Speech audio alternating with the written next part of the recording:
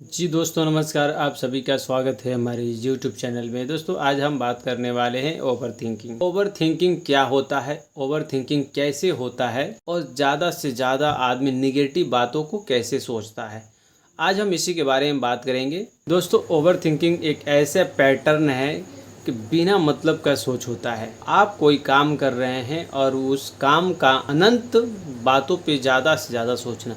आप कोई काम कर रहे हैं और उस काम को बिना मतलब का सोच, आप किसी टॉपिक को उठा करके और बिना मतलब का सोच रहे हैं, आपके दिमाग में एक से ज़्यादा बातों का ख्याल आना, दिमाग में बहुत सारे पैटर्न आना और बहुत सारे जो है कि छोटी छोटी बातों आते रहना जिसका कोई मतलब नहीं होता है। आप उस पे सोच करके उसका कोई मतलब निकाल नहीं पाएंगे, उसका कोई मतलब ही नहीं निकलेगा। आप सोचते रह जाएंगे, एक बात से दूसरी बात, दूसरे से तीसरा, तीसरा से चौथा, ऐसी तरह से बात पढ़ते जाएंगे और दिमाग उस पर दौड़ते जाएगा। आप जब रुकेंगे फिर अपने आप को सोचेंगे तो देखेंगे कि एक जगह हमने किसी बात को सोचना चालू किया था और अंत में कहाँ तक गए उसका कोई निर्णय नहीं। यही होता है दोस्तों ओवर थिंकिंग। ओवर थिंकिंग आप सोचते रहिएगा जिससे आपको डर न लगने लगेगा और आपके दिमाग में निगेटिव बातें आने लगेंगे। ओवर थिंकिंग शुरू कहाँ से होता है? अगर मान लीजिए आप कोई काम कर रहे हैं और उसका निर्णय आपको पॉजिटिव अगर नहीं आता है तो आप परेशान हो जाएंगे।